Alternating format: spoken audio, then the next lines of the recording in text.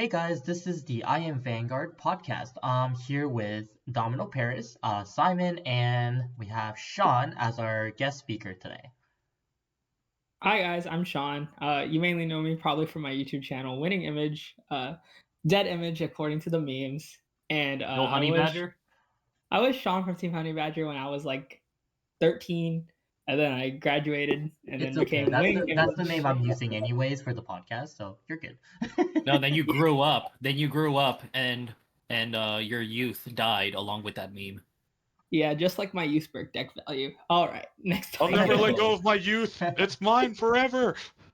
So I was gonna say, Sean, tell the audience what kind of decks that you like to play, which locals you're from, and etc. Just so they kind of know about you to kind of start off. All right, so I'm mainly from Houston, Texas. I got connected with Iamvanguard and Domino Paris and Simon here through the Vanguard tubing connections that we all have. Yeah. What I'm playing these days is Leonorn. I love that deck to death. It's probably the only deck Hella cancer. playing right now. Yeah. Just because it's A lovely cancer. Standard format Dayusha. Ugh. the second it came out, I was like, okay, this card's gonna be good for a while just because Rosarium Fairy, in my opinion, is such a broken card. And then just being able to hit large numbers with your Vanguard will forever be good. And it's kind of those reasons why I just took the deck to the Texas Regional this weekend. Having not played competitive Vanguard, I would say in 2 years, it's one of the easier decks to play, I would say, compared to other things in the meta. And I thought I did a good job with it for only 6 games of playtesting before the tournament. If that's the case, yeah, you did fantastic. Thank you. And yeah, just came fresh off Texas Regionals, went 4-3. And guess here to talk about it and hear what everybody else has to say too. I was gonna say, actually, since you kind of brought that up, why don't you go ahead and tell your the games that you had and your experience overall at the Texas Regionals with, I think you said you played Leonon, right? Yes, sir. So Yeah. I went 4-3 with Leonorn, but Not it was horrible. oh yeah, and every game I thought I was kind of in. For having only played 6 games, I was reading a lot of things because round 1 it got thrown into what felt like a library because I was playing against Lyrical Monasterio. Oh god, I hate it. Yeah, I'm the same way. And I was like, I can't even tell you what the deck did. It was one of them. It definitely wasn't Labrador because I love that card. It definitely wasn't what's it called, Michu, because I feel like I would have picked up on pink. Was it Kyoka? It yeah, I think it was that one. Because does Did it it like play a lot of magazines, like order cards?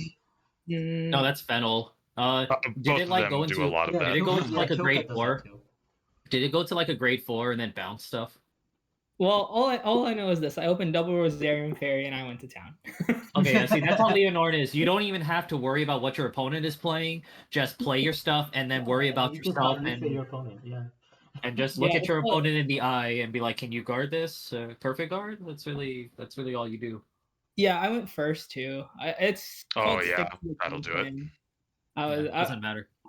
Yeah, I was like, even though I was like kind of reading everything, I was just like, I know my deck, and I know my deck's really good at one thing, and that's rushing. So I'm especially when I'm in a major tournament, and know that that's my strategy because you never know what you're up against. You just gotta stick to it, stick to your guns, and just kind of let it play out from there. Which kind of unrewarded me in round 2 because I played against Impaldio. The opponent like got to their divine skill. I was about to win. I think I was about to win because I had my I thought you was Vivace. gonna say I was gonna whoop ass. I was like, oh, that would have been funny too. I mean, that makes a lot of sense, especially because Impaldio is just kind of, its mechanics are built to be anti-rush for the most part. So that's one of the decks out there I think is a really good matchup into Leonorn. Is they get a free half trigger no matter what happens, or just a full trigger. Yeah, so I had to kind of change my attack patterns and kind of play into it, and then just kind of with the way the deck plays and it has really strong rear guards, like really strong rear guards. He Big triple boys. crit me, and I was just like, "Yep, not That'll gonna do win it. that one." Yep, That's the way of Vanguard. Yeah. Yep. Yeah, especially because you can't speed up in early game as well, because most of your power boosts actually come post grade 3. So in early game, you're just hoping to ping them with a bunch of little dudes and just try to gain value off of it. Yeah, and you brought up, Simon, they gain power like basically every time you deal something to them. So like Yeah. even though you're attacking, it's kind of relying on you hitting a trigger to at least kind of get over that hump, especially early. Yeah, especially with the Yeah. early grades you have access to and the lack of grade 2 power inside of most Leonord decks. Most of your numbers only hit 13 instead of 15 from G1 to G2 rush. So that means that, you know, if they can score any kind of damage and then they can basically stop you. Yeah, like your thresholds have to be higher, and like if you're gonna hit them, if you're gonna try and assemble a big board against them, you gotta mean it. You gotta hit those higher numbers against them. Yeah. Especially because, like, in my opinion, Leonore, like, the thing about Leonore, she's one of these weird gap decks, is what I call them, where they don't build their hand wall until their second grade 3 turn, for the most part. And that's where you start, you know, rolling into the pluses really hard, because a lot of your resources are set up, like your grade 2 Dragon, the Soul Blast for draw, your grade 2 Counterblaster, you have more Counterblast to work with, etc. So... Yeah, and that's why in Paldio they also just have like that rearguard that drive checks. That was freaking cool. Yeah, they just hit big numbers and that It's just whole fun, deck's though. main strategy is just to hit the brand OT and Yeah, just yeah, yeah. clobber their opponent. No, 100%. And that's what I was saying. Like, Love that deck. I think this was something that me and Simon, I believe, were talking about. Is the more that you drive check in this game, the more like it changes the outcome of the game. And I feel like that any decks that have a rear guard drive check is really scary to deal with. Like the new Raziel, I believe, has a rear guard drive check. Was it? Blessed Dragon. Yeah. Mm-hmm. And then Mush Kings also is a very interesting deck because you can technically rearguard drive check with the right cost. It Yeah. changes a lot of the outcomes of the rush that the Mush King deck is doing. Because sometimes they'll go rearguard attack, counterblast 2, hit still KO OT. I'm like, god damn. Good game. Yeah. Yep. So, It's just the round nature of the 3 beast, right? and I think that's what Impaldio does, is that it's very defensive, which counters a lot of decks in the meta currently, like Shojidoji, Varga, Leonon, right? Which is I'm gonna say not the big three of the meta, but I'm gonna say like top 4 of the meta, and then it counters like 3 of them, which is really good, right? I don't think Yeah, it's and it's fully. I don't. popular I don't think choice. it fully counters them entirely, but it contains them. Yeah, like because those are the decks that like rush really hard right now. So I think it definitely does a lot to those decks versus like other decks that only do like maybe 1 or 2 attacks per game, like Yeah. early game. So I definitely think Impaldio is a very high contender in the regionals, and actually we can probably talk about it later, but there's definitely 2 Impaldios in the top list compared to like the previous other regionals. I think finally people are figuring out the math for Impaldio and the right build. So I think I can definitely see more results with that deck. Especially like for Philly, I feel like that Impaldio is definitely going to be a very major hit. Why I'm hyping up Philly is Philly was booked like 100 people the first day it opened. Your registration? Yeah, Yeah. Wow. the first day it opened, there was like 100 plus people already.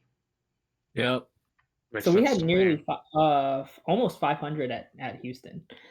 You guys probably had a bigger venue, and we're not guaranteed a bigger venue at Philly. So that's why I told all my group like, hey, book. Get your reservations and like whatever. So, but yeah, that's It what I'm was saying actually is, one of our locals. oh, Weirdly enough. yeah, I was gonna say, Yeah. yeah, definitely. I think Philly is gonna be a major big event of the year compared to the other regionals, just because Philly is like a very centered place for all the, I'm not gonna say like the most competitive players of the United States, but a lot of the competitive people around like in the United States is located in the East Coast, is what I believe.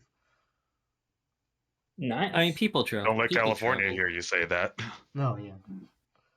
Yeah. Anywho, what was your next round, Sean? I think you like. So that was round 2. What was Sorry. your round 3? No worries. Round 3 was the mirror. Opponent went first, but like when you're in the Leonore mirror, kind of going second's kind of nice because you could counter rush them. Oh yeah, And true, true. and even if you hit your Vivace, you went second. And if you control your damage right, you'll be able to defend everything. I thought I was gonna steamroll the victory because the counter rush strategy works well in the mirror, but then he top decked his Vivace. But by that point, I actually had 2 PGs. So when he restood his Rosarium fairies, I was able to guard them. That's Like, about right. Huh? What's up? That's about right. Yeah, so I survived. I went into my Vivace, and like I said, he top decked his, so he was already depleted, and my turn to Rosarium and just kind of win from there. Nothing really Yeah. complicated. It's just, Yeah, for the most part, like mirror matches in Vanguard come down to pacing and like who hits the better triggers win if you're both just good with your deck. So Yeah. Sounds Yeah, like a and- clean game. Yeah, mirror match. I think you really have to understand the deck, like your deck, to know how they're gonna react or what they're gonna do to play it well. So I can definitely see that you can do well if you know your opponent, or I mean, if you know the match really well, the mirror match itself.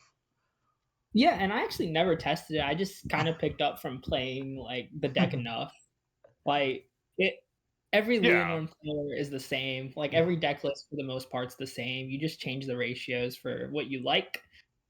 You could try to be spicy, but like at the end of the day, what would you rather play? Counterblast 1, break even, or counterblast 1 for a card that you'll maybe use? yeah. And especially because, like, you're playing the deck, so even at a baseline, you can always go, what do I not want to happen right now? Or what do I not like to see happen to me when I play the deck? And then you can just pivot into that sort of a strategy. Yeah, which was good. And then round 4, so at this point we're 2-1. I was kind of on a high. And then round 4 I played against Crow from Kingslayer cards. We were actually teammates a while back when I was sponsored by Triple Sleeve TCG. Oh, He's actually Nice. best players that I've ever played against. I've never actually beaten him in the games that we've played, and he's been to Worlds. oh wow. Okay. So, and that continued. He played Raziel, but I actually took him down to the wire Yeah. just because I just know like rushing with Leonore into Raziel is really good. It's a common theme of the day, like just rush with Leonore. Yeah, Raziel requires 2 turns on grade 3 to stabilize after an early rush. So if you can get in good, like, spiky attacks in, you might be able to put them off balance, but that deck is just so sacky.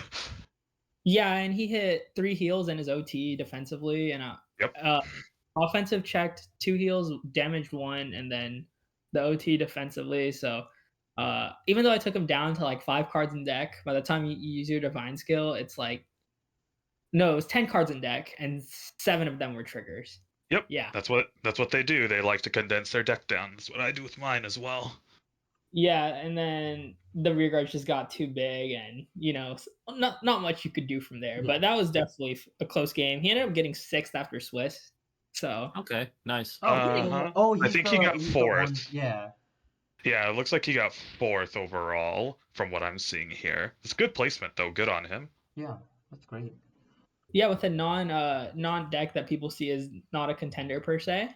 A lot of people, when it comes to the opinions of Raziel, will generally, a lot of I don't want to say intelligent players because everybody has their own experience and is intelligent in their own way. But a lot of people that I know are really mathematical and analyze the meta, myself included, we all really like Raziel because a really big thing with Raziel is that it's, as I mentioned before, after you're on your second grade 3 turn, when your loops really get going and you get good setup, it just turns into, draw loops, not calling from hand, and then you just eventually try to avalanche your opponent with advantage in big numbers, which traditionally in Vanguard, that is one of the most staple strategies, as you are a Leonore player, so you would know, right? Yeah, and like it's always sad when you got to play your friends, right? But Sort of. I really like playing my friends because the way I see it, I was Yeah. like, yeah, exactly. I'm like, it's either you or me, buddy. You make them suffer. That's what you do. I will say before every round, I tried to find a friend of mine and like pull out the chair in front of them just to think that we're playing. That is kind of funny though. Yeah. Yeah. I think one of the funny things down in our area is whenever I do shop challenge events, we are always so excited to get people from outside of the county to come in because, new players, right? We all play with each other so much. And then I put up the first round and I was like, all right, I'm playing Davey again. And he looks at me and I was like, bro, I didn't rig it. This is actually random. I'll show you. That's always that's always it's always just weird, right? Uh-huh. But Like I said, man, God's got a sense of humor. so I was 2-2, right? Yeah, 2-2.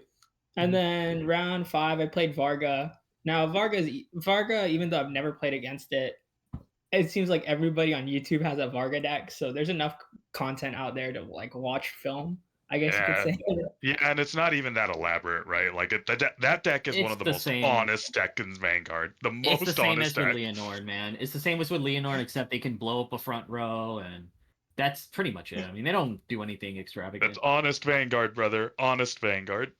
Yeah, I mean, so I I played Varga guarded coming back, so his first Varga turn, I was like, okay, I'm not gonna let him get his divine skill because that'll put me in a really crappy spot. So I kept myself at 3 damage. I kind of played the game where it's like any more 4 damage I lose. Until a second Varga turn, because they could build a hand that first one, not gonna lie. Yeah, Until a they start second Varga sculpting. turn. And he by that point he just exhausted everything and he was kind of living on his drive checks and That is what that yeah. deck does. live and die Yeah, by I the know. drive checks. Yeah, and like you just kind of like my opponent. I told him like I've never played against Varga. That was my first time playing it, and I only started playing this deck in person like yesterday. And he was so like impressed, and I'm like, dude, that meant the world to me because I'm like, you work so hard at these tournaments, and it's emotional, especially Yeah. when you're S2. Like to like be nice to your opponents. Like, Of course. I hate people that are toxic to their. Carrier. I hate people that are toxic on the table. Look, man, it's all about gamesmanship and carry yourself with class because it goes a long way. Yes, carry yourself with glass. yeah. Hey, that deck, no one plays that deck. Hey. What deck? The glass deck. I was just making a joke about how no one plays glass. Oh, sacrifice class? Yes. Yeah. Hey man, that I have the stuff for it. I just never played it. The art's so good, but the deck is so I know. gimmicky. The art is so nice. Got anything else for us, Sean? Yeah, and next round 6. So X2 this tournament isn't even that bad because you still have a chance to make top. Yeah, exactly. So I was Bubble. fighting for my life. Round 6, Blangmeyer. I mean, another one of the decks that everybody on YouTube seems to own, and you could watch film on. Yep, and you're a really good matchup in a Blangmeyer as well, because it's like, okay, token, goodbye, lol. Yeah, that's what I did. I mean, what's it called? I opened Rosarium and just built a field that way. Yep, that'll do it. And yeah, sounds good. I mean, that's 2 tokens when they ask for 2 cards to bind. Well, I don't know how else to describe that. And just rushing that deck, well, they can't do anything. Even though I went second, I think I went second. Well, regardless, I still was able to just bind my tokens, and they fizzled out. Yeah, and the story of Dark States decks is that they're slow for a reason. It's because they have the highest ceilings or the biggest plays generally in the late game. Yeah. So it's kind of just built into the nation that, hey, rush me, because if you don't, I'm going to win on turn 5. And you go, okay, all right then, sure. Yeah, I mean, Dark States deck, especially Blangmeyer, like, I think has one of the best... They're one of the best closers in Vanguard, in my opinion, but it's always about getting there, basically. And sometimes they can have awkward starts. If they can't at least start off, like once their turn 3 comes, they really have to try and make a decent enough push to kind of get their opponents into the danger zone to either make them expend a lot of cards to keep their damage low, or you can at least get them to like 3 damage, hopefully 4 if you can crit. At that point, they can close out the game, but they can also get like countered attack too, like with Leonor, Doji, decks like that can easily outpace them. Yeah, Rush is always going to be a primary strategy against most Dark States decks. It's just built into the nation. It's not like bad or anything. I think it's actually really good that Bushiroad has stuck with the nation identities for the most part. Well, it's I mean, good like, to have Blademeyer is a still a good deck. yeah, Like, it's good to have a weakness for decks. I mean, there's always weakness for decks. there's always a window of opening against like every deck. So it's just some decks are just highly exceptional at that one thing they do that it's really tough to keep up, and it's always that one thing that's really hard to keep up with. In this case, right now, it's just really fast-paced decks. Yeah. Like you have to pretty much damage race them. But then, you know, if you don't have a deck that can damage race properly, you could try and sustain yourself, but then you still have to have a way to close the game or to stabilize. So, but yeah, the Leonord versus Blangdemeyer matchup, I hate that matchup. As I'm a Blangdemeyer main right now, and I have like a break-even record against Leonord so far. But Dude, man, I love that matchup. I love playing Leonord. they gamble so much against. It's funny because they gamble as much against me as I do against them. But they have more drive checks and they have more attacks. That's the big thing.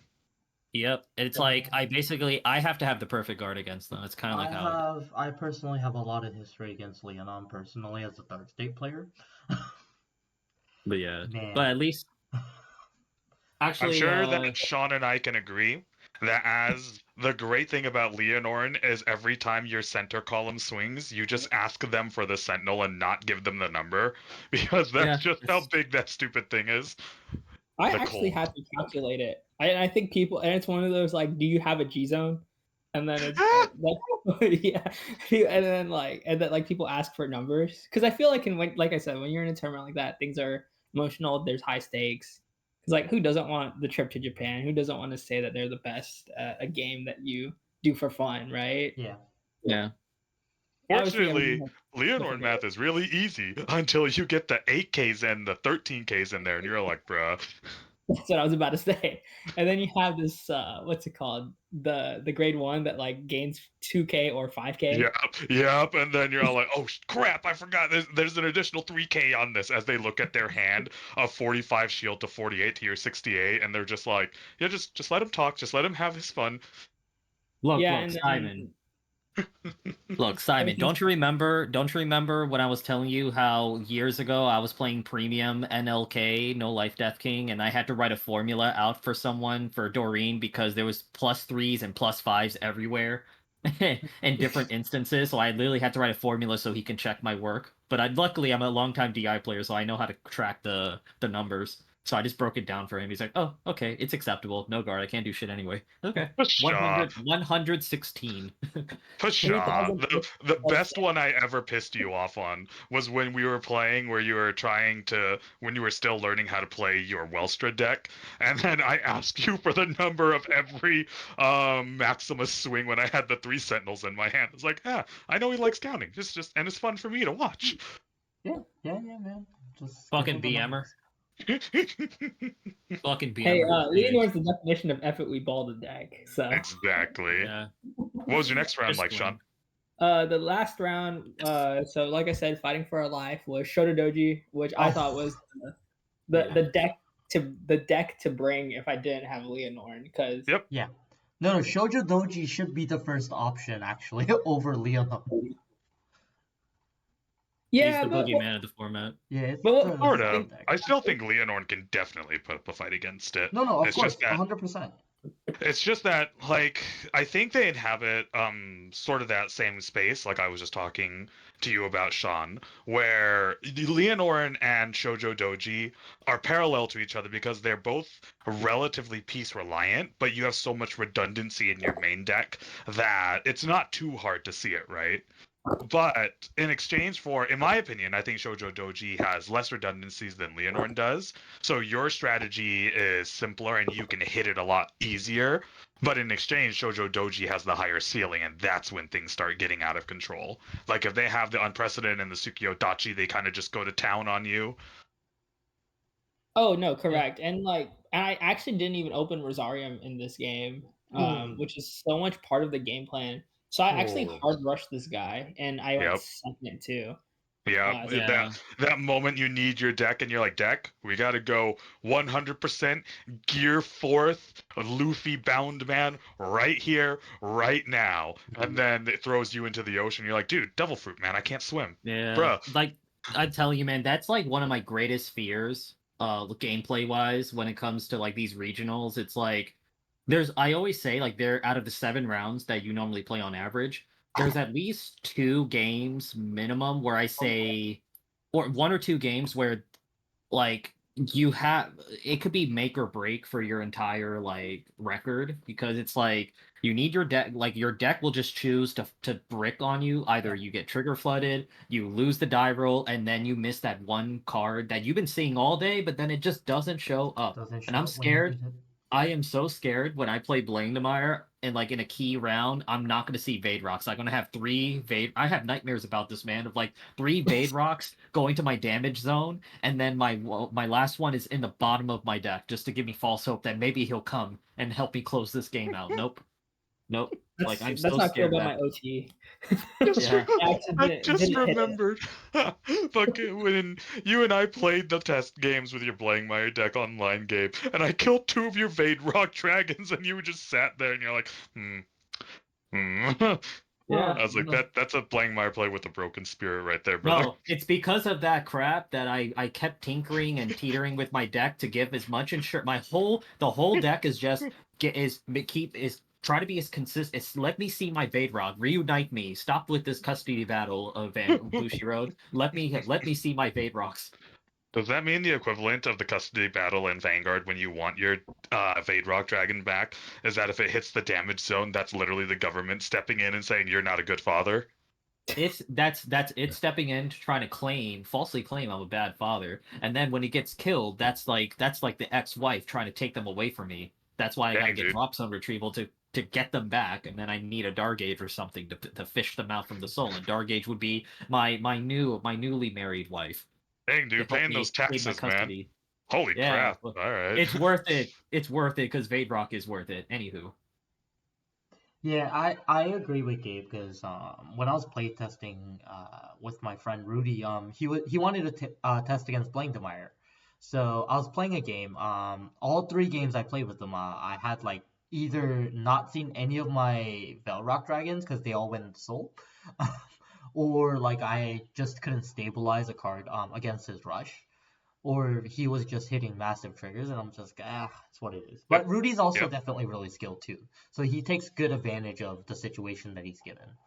Yeah, that's why most Blangmeyer decks have to have some way to tutor out of the soul, just because of the nature of their right chain and just a bunch of their cards refill from their drop zone and stuff like that. Well, it's like get uncomfortable. Right? With what's that called? Protobulb Dragon? Back in the day. Yep. Oh, I love the Bruce deck back in the day. Oh, the deck was so fun. Dude, that setup you got to do when you use that order they gave 10k to your front row on the G4, and you're like, yeah. Oh, gosh, what was that? What was that order's name? Pandemonium Tactics. Yeah. I had all of my SPs, and then they made Vehemence, and I was all like, oh. But yeah, no. So I played against Shotodoji. Opponent actually hit his OT defensively on my first swing. But even though I was kind of playing from behind, I never really felt behind. Yeah, the triggers decided it. Yeah, and like if your opponent hits triggers, usually in most cases, if you last as long as I did, you've been hitting triggers too, right? Yeah, it's like Shin said in season 1 of Vanguard when Misaki lost to the heal trigger, even though she tracked the whole dude's hand and she did the whole like, I bind 2 cards out of your hand. You literally don't have enough guardians to stop 3 attacks. Raw. And she came back really salty, and Shin's like, hey man, if your game was literally decided by a random 6 damage heal, that means you both played a really good game. Yeah. I was like, no, he right. He right about that. Yeah, like, and that's why I say, man, you can't control that. Coincidentally. Yeah. It's like control the controllables, and you allow the outcomes be the byproduct of everything that you put in, because that's all you can do. Yep. We unfortunately lost that game because we went into time after my opponent healed on 6. I was still in the middle of my turn. I had double Rosarium and Luster Impact, so I was ready to go to town. Sure. On my Vivace, but Bush Road new rules, no turn 0-1. Yeah. I lost. Well, my opponent and I lost on a double loss. I was kind of pissed about it. I was like, literally work all day and have a shot at top cut because it's top 32 now, no longer top 8. Right. And, I get that. And what's it called? We lose because of time draw. Not just me. Like my opponent didn't beat me. I didn't beat him. We literally just played too long. This is a good opportunity to go into the segue for double losses. Yep. Because Real everybody quick, here. real quick, Simon. I have a question for Sean before we get into this though. Sean, Yes, sir. when don't call me sir, it makes me feel fucking old. You got it, sir. I am the oldest one in this room. But anywho, at the end of the round, do they like clap their hands and immediately say, "Okay, cool, you both lost," or is there like that 1 second pause where you have a chance to maybe last minute put your win in? Okay, so we kept playing until they actually came up to us individually because they just go around to every table and saying this now counts as double loss. And then this is where me and my opponent I think kind of messed up. I actually know the guy, so we're cool. I know what you're about to say. You should have decided who won right then and there instead of taking the double loss. Yeah, that's what I was, and then like I was literally about to say we should just play it out behind him because he like left to like tell the other table who was like 10 people down. But then we were like, I was like, how do you even put double loss in Bushy Navi because they use Bushy Navi? So he grabbed my phone and put that's how you put. And then 2020. Yeah. Like he was cool about it, and then we were like, we played a game after just to see who would have won, anyways. Yep. But yeah, to like give yourself a solid conclusion of some kind, something satisfactory rather than what you experienced there. Yeah, and like somebody like me who doesn't play as often as a lot of the opponents I assume that I played against today, for my like to give myself some grace, and I really appreciate that Jesse wanted to play after. But I was pretty upset about that. I was like, literally, you play all day and this happens. No, I get it, man. 25 minutes is not enough time, I'm telling you. Like, if a game goes as expected, sure, but it's when you have those clean games where it's a good back and forth with your opponent. Maybe someone heals at the right time and you heal at the right time, and it's a back and forth, and you both just need that one extra turn. Like, I am advocating so hard. 30-minute rounds, when the round is over, just give 1 turn for each player or 2 turns for each player like they did, and just put a hard clock on them. Judge looks over and say, you have 30 seconds to begin your battle phase and declare your first attack. If not, it's an immediate loss. So like just play quickly, get your attacks in, and then finish. So I definitely get being really frustrated at the outcome and stuff like that. And we'll use this as a way to actually go into opinions on double losses and everything. I think a really big thing with double losses that is one of those conflicts of interest with us as the players and Bushiroad as a company is that while they'll never say this, and I don't expect them to, so all of us can only speculate, my baseline speculation with Bushiroad ever since they released the series is they don't want the game to be competitive anymore, which is unfortunate as I'm a very competitive person, as I was playing a lot, really heavily back during the G Stride era.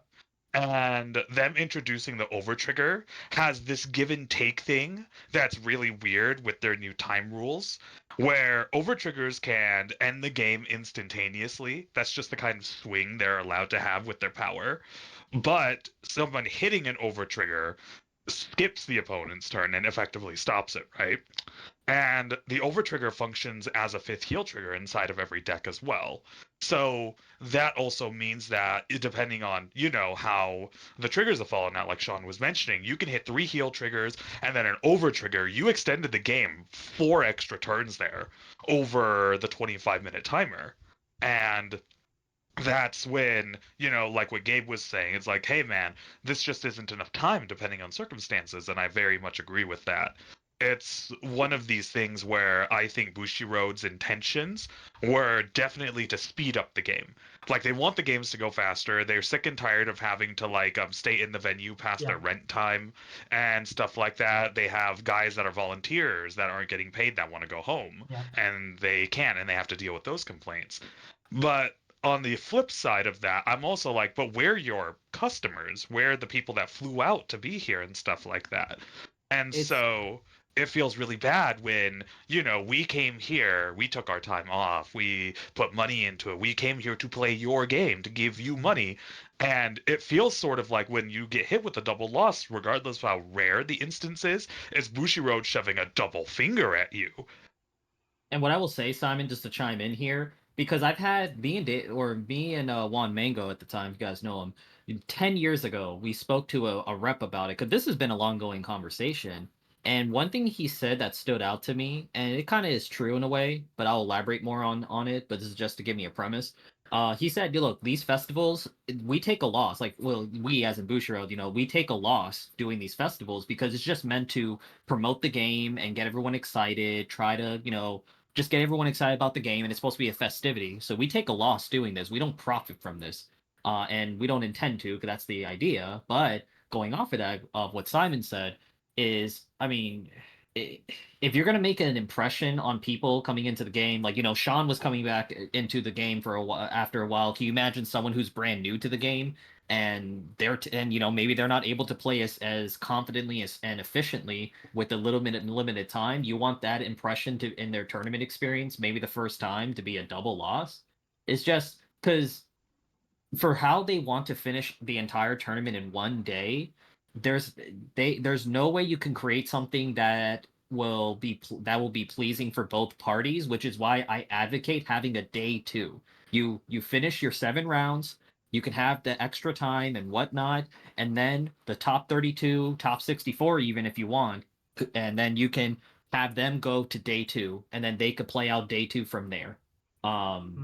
That's what I think. That's what I think about that, and and I don't know if you want me to say other companies, David, because professionalism. But when I've seen the nationals of other third parties, that've done this, they've done day 2s. Even other card games I've played, they've done day 2s. You're just talking because about the game that starts with a U or Y.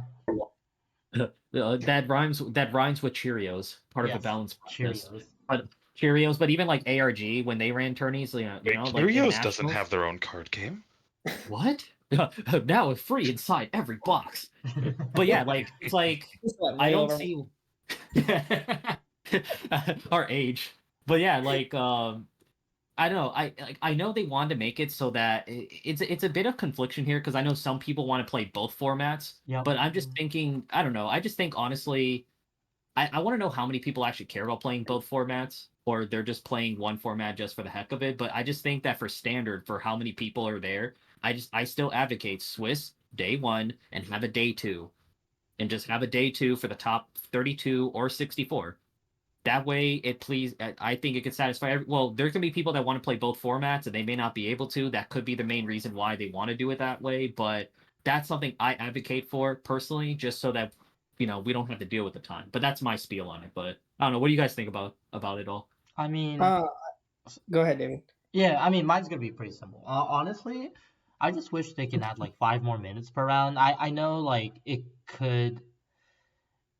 What if you think about it, right? So they're gonna do 7 rounds, and 10-minute breaks in between. So if I calculate the time, usually if in 7 rounds, that kind of gets you around 4 o'clock, 5 o'clock, Sean, when you guys finished all your rounds, the 7 rounds. Yeah, but You're right. Yeah. So if they added the 5 more minutes, it would have been 5 or 6, and then what? How do you know how long they stayed for Top Cut after that? We got done at 9. Okay, so it would have been a 10 o'clock. I mean, I guess I can kind of see the 25 minutes, because then it'll finish at 5, and then the next couple rounds will be 5 more rounds, I believe. Then that's I mean, it's reasonable, but Do it to finish within the day. That's the big thing. yeah, Is that I they think don't they want want to day finish 2. in the day. I think I can see why it's 25 minutes then. I guess if they add the 5 more minutes, that would have been great, but I can definitely see why they can't. Yeah, Because 10 no, it's o'clock just is pretty late. Yeah. because they have to wrap up everything in one day, and I get that. I fully understand that. So I'm not against I was that thinking start an notion. hour earlier. No, I Bushiroad, don't think you have that doesn't seen make the a difference. secondary market for your card game. You know you're making the money now. Pay for day 2. I'm paying $50 for Revertis right now, bro. Come on. Just hold. I'm telling you, just hold it.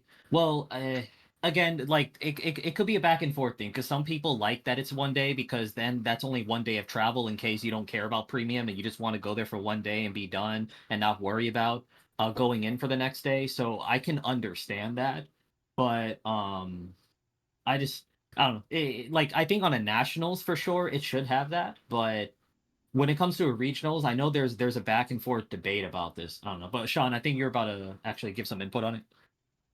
Just about to say, like, I kind of agree what y'all were saying, but I don't know. As somebody who is returning to the game, I you never pay attention to the rules except like the actual rules of the game, so it kind of caught me off guard.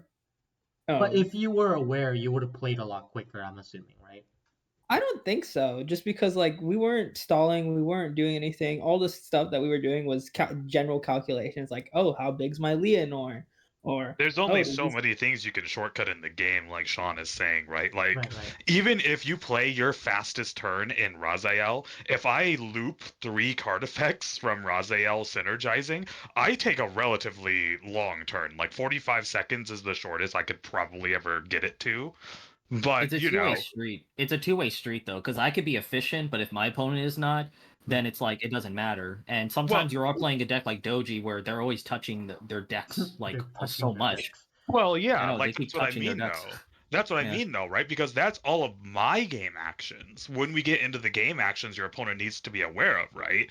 Like you have to let them know, oh, well, this grade 2 gets +10 from the drop zone, good sportsmanship and game knowledge. And then you let them know, oh, this is getting +5 because Selgown's going to retire at the end of the turn to draw me a card. And I think that's sort of what we get into, like when we were just talking and Sean was giving his opinion on that, is that we can only play so fast, especially depending on like the decks, and you can only shortcut so much in especially a competition like going to a regionals, because you have to have the proper sportsmanship and give your opponent all the information they need to make their decision. Otherwise, you're just kind of being an a-hole. And Yeah. that's when we go into like, okay, so I get 7 card effects on my turn, or this game action results in 5 auto abilities on standby.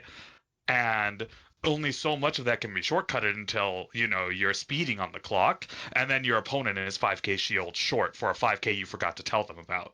You're the attacking player, but the responsibility is on them for keeping track of the information, and you go into the gray area of, well, we just didn't know. Yeah, it's just it kind of sucks because there's always like sometimes like I feel anxious. I feel anxious because if the game is not going as planned and it's like it's becoming like both of us are trading heals, the game is getting prolonged another turn between both of us, I do get a little bit more anxious. I'm like, oh crap, we're gonna get into time and then whatever. But yeah, Sean, go ahead and continue. I think Oh we're about no, to say I was something. just saying, and that stuff happens. Like both people forget. Like it happens. We're all people. We make mistakes, and it's just one of those that I just wanted to bring up something that you brought up, Gabe. Actually, I didn't know Busho takes a loss on these events, and that's really interesting. Yeah, because if you Well, think about like we don't know nowadays, but I know like back then I remember I was actually at the venue as well when Juan and Gabe were discussing with the Bushy Road staff, and they did say that they do take a loss. It's But because guaranteed. I don't know if It's that's the guaranteed case there's no they do. now. money.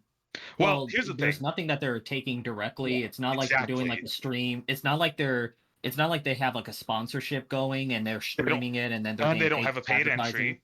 Yeah, There's like nothing. if we lay it all out, right? They don't have a paid entry. It's open season for entry, and that's actually Yeah. pretty rough. Yeah. That's why a lot of their employees actually have to be volunteers, for what I know, for the most part. They have vendors in there, but as far as I'm aware, vendors like local shops and stuff don't actually pay them for the space to be there. And And then if So they do, also, like there's really no just, way it makes up for it. I mean, really look at the convention that they were in and just go look up how much it costs to rent it out for the day or for a Yep. weekend. I mean, Yep. no, it's a lot so of That, our money. regional was out of locals for us. Yeah. Yeah, so oh, they that took a local shop for yours. yeah, no, a local shop here in Houston hosted our regional But 500 players though? At a and at a Cybers. at a convention. No, like literally one of It our was in the locals. shop. Yeah, Yeah, like the actual the shop shop. is big enough to be able to house all of them, basically. Wow, that's Okay. crazy. You guys have a nice locals then. Okay. It's inside a shopping mall. Oh, what? Yeah. I've seen that stuff before, man. Oh, it reminds me of when I walked by a shop around here once, and they were running a Warhammer tournament, and they spilled out onto the floor, and they fenced everything off. And I'm like, yo, all these random guys walking by, watching these grown-ups play with their toys, and as I walk by, I go, yo, hit him with that Blood Angel charge, baby! Well, David, it could No, be like Boba Hero, our shop that's in the mall, and then they did clear up even more space. Man, that's crazy. No, Yeah. it's funny because like it's always funny, I guess, to hear about the different regionals going on.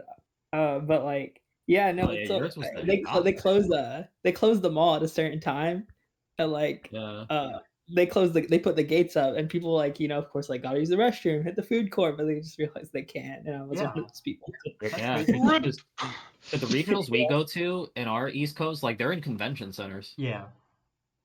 Yeah, Like they used to the go one to- in White Plains. Yeah, like the one in White Plains is the place where the New York Liberty play. Well, at least formally play, because now they're more popular now. So I think they play in a different, bigger stadium. But before, that was where the New York Liberty played. Okay. What? That's Yeah, a ballroom, bro. See. Yeah, that's a ballroom, man. That reminds me, like back in the Yu-Gi-Oh regionals. Oh, you weren't Like kidding. when you go to the hotel. It is legit a mall. Jesus Christ. Oh, thank the almighty dude that you guys actually looked like he had good ventilation in there. Yeah. The last time I had to go to a place like that, I was like, someone kill me. Yeah, that looks like a studio, like a ballroom studio area. So that's like Gamer a chairs real... for everyone. That must have been nice. Yeah, that's like a convention area. That place is built for that shit. Yeah. That's amazing. Nice. So I guess it makes sense that like I guess they take a loss in a weird way because like their marketing is the shop, right? Yeah. And their shop's Yeah. going to be profiting off it.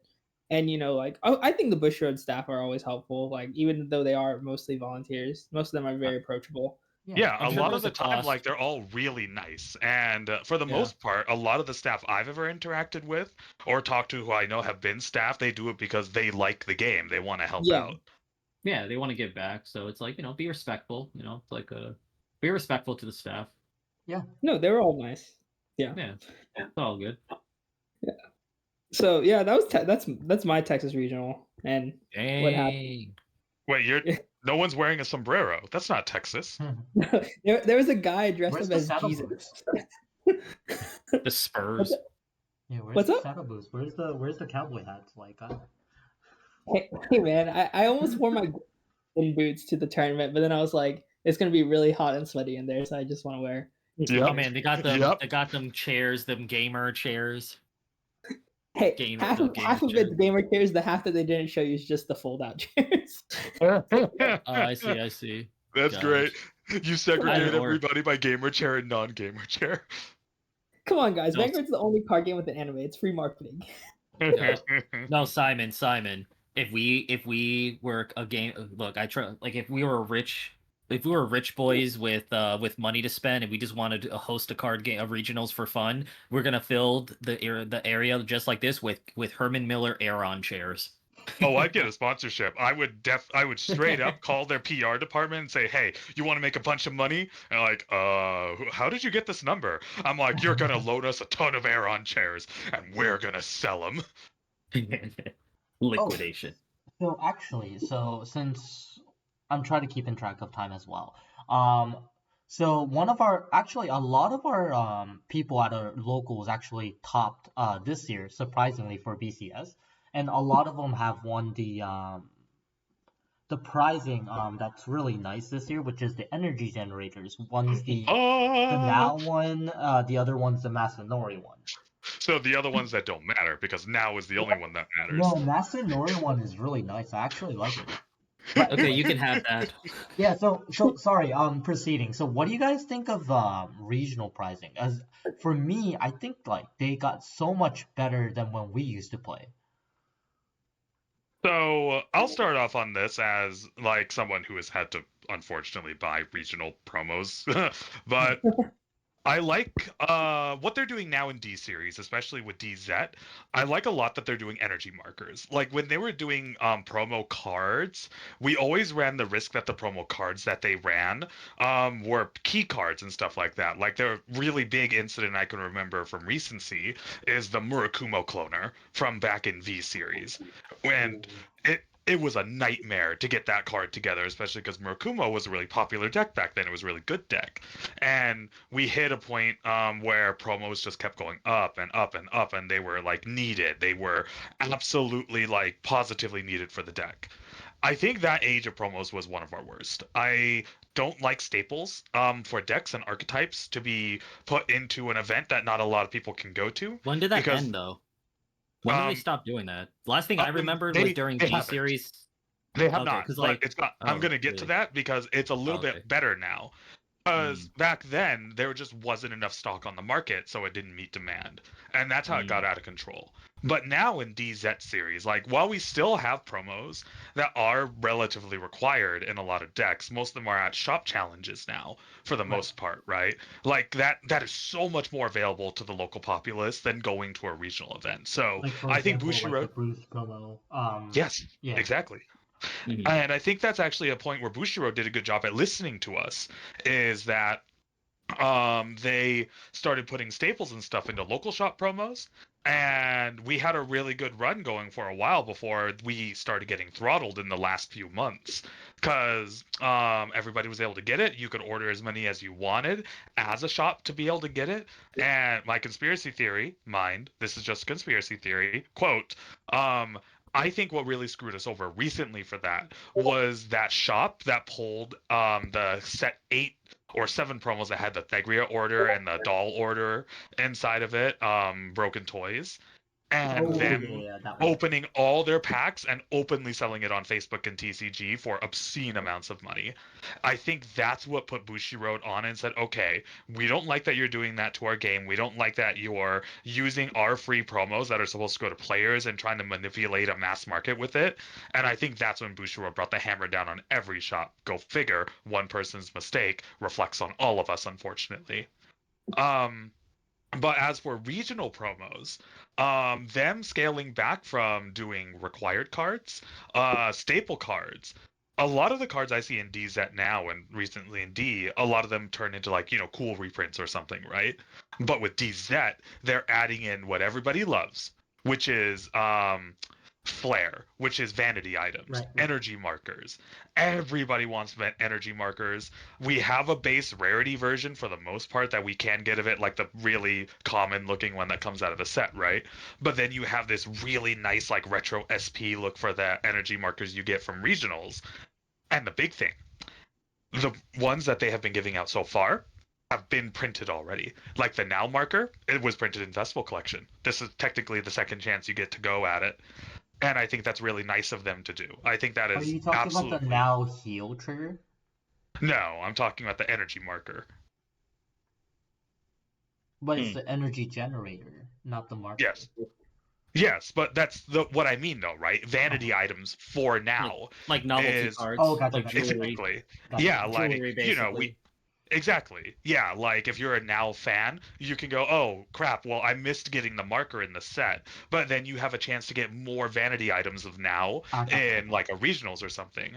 And it's really nice to be able to have stuff like that versus like, back in the day when you had that really cool Force 2 marker for the anniversary of Vanguard where it had all the main characters on a portrait style Force 2 marker. That was awesome, but there was only one per shop. And if you're a big Vanguard fan, not everybody gets to win a shop challenge, right? So you go online to check the price, and it might be something that is a little absurd, and you know that you don't get very many chances if you get a second chance at it. That's a really nice thing I think Vanguard has done for the vanity items currently, is that, okay, maybe I missed my Now marker in the Festival Collection from our local cases. That sucks. And then you go to a regionals and you pull it out of your promo pack, and that's just such a good feeling that you're able to have the opportunity to get. That's what I'll lay out for now. Yeah. I always like that. Like, I think, because, like, even from the very beginning, I've always been a fan of things that you can take away, that you can kind of, in a way, show off to people as you are just naturally playing the game. Like, I remember the old original foldy deck box, which I actually found in my bag of old Vanguard stuff. I still have all of mine. Yeah. I think those are honestly kind of cool because you pull them out and people are like, oh, where'd you get that? Blah, blah, blah. I remember the playmats are nice, but I think playmats are starting to get overdone now because everyone has one now. So What's that, like Karn? having It's a Tsukiyomi. The F's a Tsukiyomi, and then you feel your age creep up on your spine. please, and then like the energy generator, energy markers, like V markers. I mean, those are nice because those are stuff that you're gonna have to use anyway, and you can just have it just shining there on the table Yeah, as like, yeah, a piece of vanity jewelry. items. You see Yeah. it, you get happy. Your opponent sees it, and like, oh, that's cool. Yeah, Oh, I think there's that's sort of I always that. like stuff like that. Yeah. What's up? Yeah. No, I was just saying, like, there's always a story to tell with things like that, and I think Yeah. Bushiroad did the right move by making 2 different ones, so they don't Mhm. like go into circulation that often. Because we got lucky getting the now one in Houston, which I assume is going to be like Nice. the $500 one versus like Yeah. the 500, excuse me? It was going for 800. okay. No, that's what My someone's point, asking for. my point it stands then. Like like they did the right move then, making some a little bit more popular Yeah. because of wife or whatever, versus some that aren't going to be as popular. Just keep the market healthy that way. Because Yeah. by the time the regionals is over, like there's going to be a lot on the market, right? If people are looking to sell, so that'll be the time to buy because the price will keep decreasing for a bit, probably for what, another 6 months after, and then it'll start again. So pricing got better. Playmats are cool. Always the free trip to Japan is nice. And I also really like that top 32 get it. So you have 32 chances to get it rather than just 8 or 3. It's like the label. It's like the label too, because technically, like you can make top 32. I'm sure there. Like I know me and David made top 32 basically in a teams, but now it's like there's a label to it, and having that marker specifically, for it, it's kind of like your own trophy that you get to walk around with. Your You know. $800 trophy. Yeah, no, it's made out of fake gold and cardboard ever. Sell it. I Sell made my fast. You know it's gonna claim. drop. I'm selling that immediately. You know it's No, gonna man. drop. Sell it quick. Yep. That's what I said. Is they're eventually gonna reprint that like in a common version or something? And I'm like, all right. Oh no, no, they're not, buddy. No, they're not. They're vanity items. They never reprint their vanity items. Me Look, looking at my man. Blaster Blade, my Blaster Blade Force markers, I was like, I wish they reprinted those. Look, man, as long as you're keeping it within a local level, you can just go on Etsy and get a custom made one. Yep. But it's I could go to my fake. printer. It's fake, Gabriel. Oh God, stupid collectible crap. Oh my Alright, gosh, so, officially I know licensed. this is gonna take a while, so I do want to talk about the main topic today. Obviously, it's been about Houston Regionals, but let's actually talk about the top 32 decks at Houston for standard. Let's go. So I think I gave everyone the link to the list that actually shout out to the guy that actually gave me the list. I really appreciate it. On Facebook Vanguardians, so I appreciate that, and obviously the person that made the list on Twitter, so I really appreciate that as well.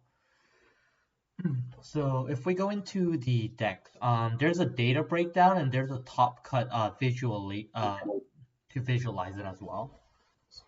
So we can. It looks like the Google Chrome icon. Yeah, I was about to say that. Actually, legit, yeah. Google Chrome. Okay, so the top before Swiss, we can definitely see the layouts. Shoujo Doji has been the pretty dominant deck in within the top 8. There's 3 Shoujo Dojis. I mean, that makes sense. Yeah. I mean, have we been hit by the ban yet? No. Exactly. We will. Yeah.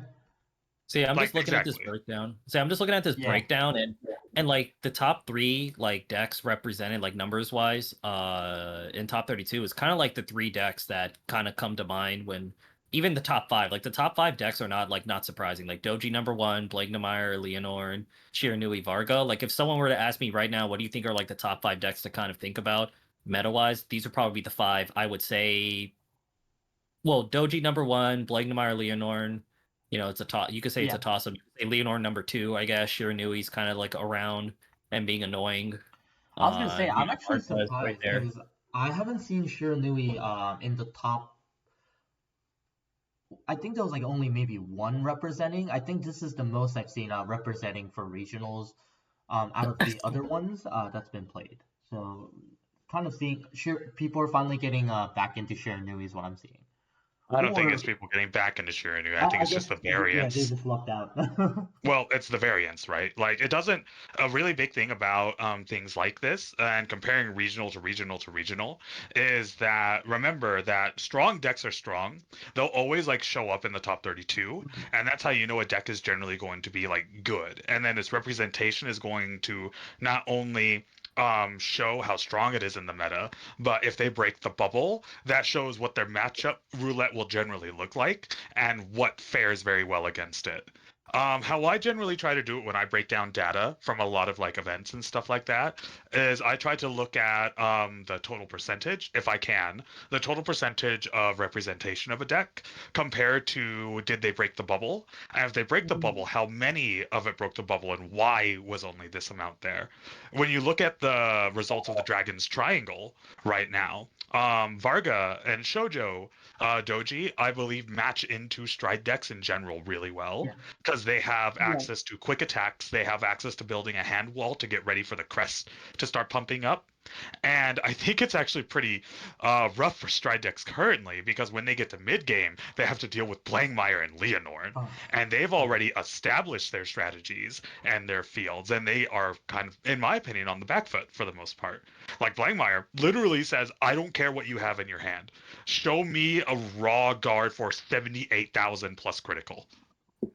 Yeah. Actually, And then real quick, yeah. so I just want to give a shout out to one of our local players. His player name is Zijin.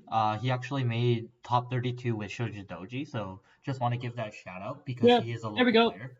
Nice. There we go. Congrats. Congrats. Let's give a shout out to also Commander Jaime, one of the longtime I'm going to be turning in.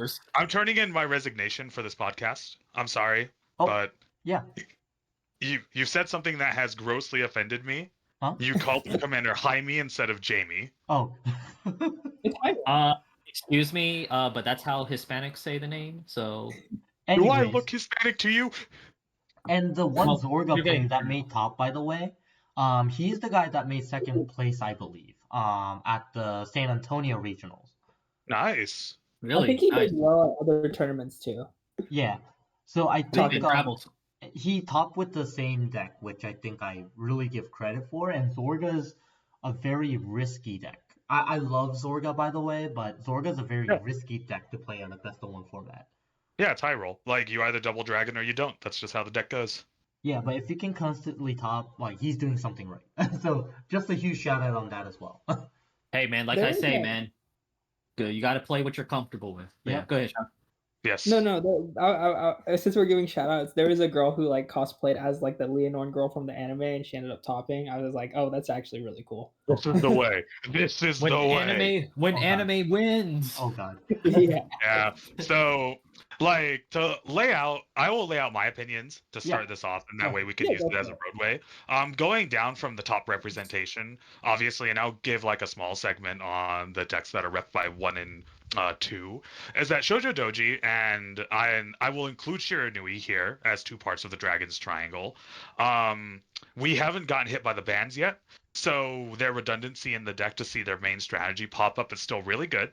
And Shoujo Doji, my opinion, has way better matchup roulette than Shiranui does. Like, Shiranui, same weakness as other Stride decks. It dies to early rush. It dies to tempo because it has no way to recover its power rear guards like Furai and stuff like that. And Shoujo Doji is just solid. It mirages its board away even if it doesn't see all of its pieces. It does see all of its pieces, and it has the privilege of attacking you 5 times. And the nice thing about new Shoujo Doji versus Retro is that it pumps the attacks that are multi-attacks, so that way you have potency finally behind them. They're not plinks, relatively. Moving on, Shiranui being at 3, I agree with David, seeing it at 3 is good. It's nice for the deck. I am surprised that it was seen at 3 personally because I think its matchup roulette is really bad in the current metagame post set 4. But like, they played well and they got the triggers or the draws they needed. Good on them. Made nice. Top 8 too, by the way. And going next into Blangmire and Leonorn. Blangmire, I think Blangmire has really good advantages over other DS decks, and I think that deck has the easiest abusable early draw power in all of Dark States. I think that is what sets Blankmire apart from other DS decks. It's because anybody can play 4 Energy Cyclers. Any deck can play 4 Laminas. Its Ride Chain naturally draws cards into the hand and it filters the deck down. I think that's the big reason why Blankmire has this edge over other DS decks. And now its top out game is not only more consistent, it has a higher ceiling because of the Vade Rock order boost package. And, you kind of just set up your field and go to town. And most decks just can't accrue the amount of shield needed to stop a Blankmire Divine turn anymore. Leonorn, as I discussed with Sean earlier, I think Leonorn is always going to have this place in the top pie. I think it's always going to have a slice of the pizza. It is consistent. In my opinion, that deck has no bad matchup, honestly. Yeah. I think it has matchups that can be worse for it, but I don't think there's a single matchup where you kind of just toss up the coin and say, I got to hit good triggers and good cards, or else I have no chance. Because its best matchup, which is Impuldio, in my opinion, that deck still has to hit the triggers to kill you, even though they have big number. And you hit big number too, and if you're both going to 11, it comes down to who hits the better triggers and who has more hand. So I think it's it comes down to if you have just the right amount of perfect guards at the right time, then that should be fine, because then that's one extra turn you'll survive, and that's one extra turn that they probably can't. Sure, So that's really what it comes down to. And also Like the edge Variant. Leonorn has out. Another thing is the edge that Leonorn has is that Leonorn is one of the very few decks that has the privilege of attacking 6 times. And so that means any deck, including Impuldio, because its crest turns off at 6 or 5 damage, is that all 6 of those attacks, you're kind of just dead, mate. Yeah. If you Persona ride 6 attacks with a Rosarium loop in your front row, I don't think there's a lot of decks out there that can really survive that. And Yeah, then minimum obviously, 43. exactly. And then Yeah. obviously there's Paul, Rez, which is Paul. It's Paul. Rez has hand looping. If they see their hand loops, they have a better chance. If they don't, it's dead in the water. Fennel, big front row go Burr. Kyrie, big front row go Burr with yeah. And then Zorga, forgive me for Yeah. anyone listening to this, because I will make this reference forever because I am old. Double Dragon! Yeah, double dragon. Yep. Literally double prison dragon. Yep. That's my layout for the pizza pie we got over here right now. I am not too surprised to see the Dragon's Triangle still around. We haven't gotten hit by the bans yet. And I love seeing Blankmire I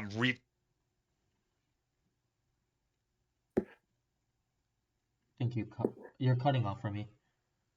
You're cutting off. He died. No, Simon. He said Blankmire and he got cursed. Okay. Yeah. Let me go ahead and continue his statement while he's figuring out his mic situation. So I'm pretty sure what he was trying to say is he's saying that it's pretty nice to see Blankmire kind of dig into the Dragon's Triangle, because in Japan the representation was a lot different. But sorry, I kind of tried to continue for you, but go ahead. You stopped at Blankmire. We had an internet hiccup over here for a second. Blankmire repeating its footfalls in Japan is really nice for me personally to see, because I like seeing variety in top metas. I think variety is a showcase of how healthy the game can be, and especially if it's represented like the pie we see in front of us now. It's a spread of 8, 5, 5, 3, 3 going in order of Shoujo Doji, Blankmire, Leonorn, Shiranui, and Varga. And I think that gives us a good look into the future for how our meta is going to shake out, and especially when set 5 comes around.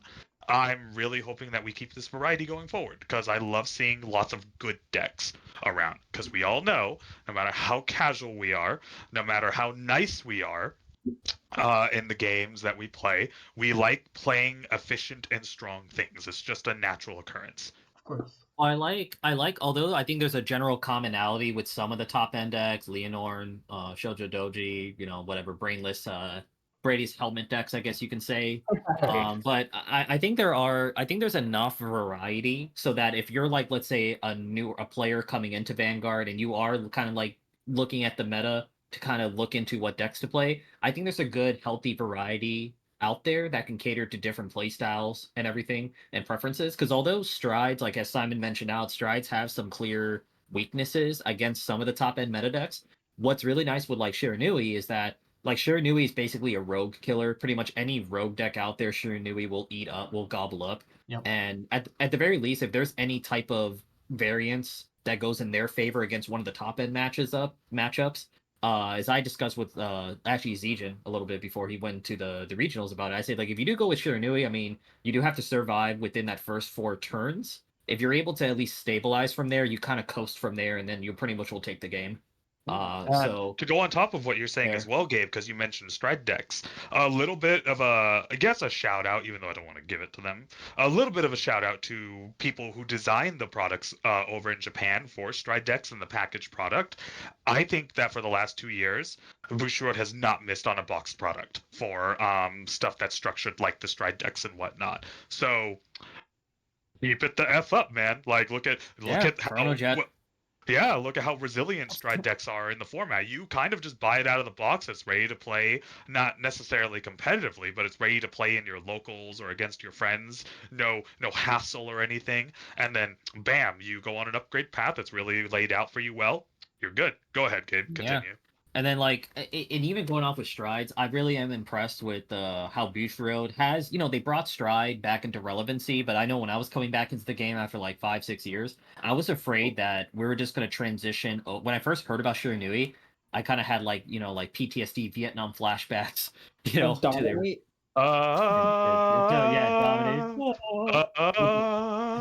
So I was afraid that the game will just shift back into like stride or die basically, but that's not the case. Like they definitely dialed back a bit on some of the overpoweredness, I guess you could say, for G Stride era. They made it a lot more tame and more sustainable. They're still for the most part, like, because if that was the case of what I'm afraid of, we would see all strides in like the top. No, you're right. Like I think to add on to what you're saying, Gabe, is that I think Bushiroad has been really good lately on developing robust defensive options in D series, because that's sort of like the complaint I and a lot of my local community have for D series, is that we felt our defensive options were kind of crap. So, if your opponent gets like a good roll or a good drive check or their deck gets hot, you kind of feel like you can't do anything against that, which is definitely not the case with DZ, because DZ gave us the energy cyclers and they keep giving us more defensive cards, like Twin Cast is a perfect example of that. So we haven't even said it's a straight counter to a stride. Exactly. Oh yeah, for sure. Like it's really good. Like we definitely stabilized. So then going off that with Shiranui, like Isagan Paldio and Raziel is very refreshing as well, because it just shows that like a defensive type of deck can still thrive. And I think it's a good calling to kind of keep those other decks in check. And Paldio, it's a 3-attack deck, but being able to hit numbers kind of makes up for that. So you're more focused on quality versus quantity for your attacks. I mean, even looking at the pie chart, right? When you look at the representation and the placement of everybody, Raziel got 4th for only having 2 inside of the pizza pie. And, that goes to show David really good with the deck. Raziel can still punch, man. It can still hit. No, yeah, for sure. Like, oh, yeah, no, for sure. And then what I say with Raziel, it's like, because me and Simon, we talked about Raziel and where it stands in the meta. And I think, like, if you had to put like a S tier up there and you put like the obvious decks, I guess, that were talked about, Raziel could be like right beneath. And it's because it's like Raziel is a good stable deck across the board. It does a lot of things well, and it has really good stability. I just think that the difference in what kind of maybe deviates it away from like the top end guys. No, the top end guys like Doji and Leonore is that offensive wise, it's good offensively. It has 4 attacks. It can do 4+ attacks. It can hit numbers, but I just don't think it does anything exceptionally well on the offensive end in comparison.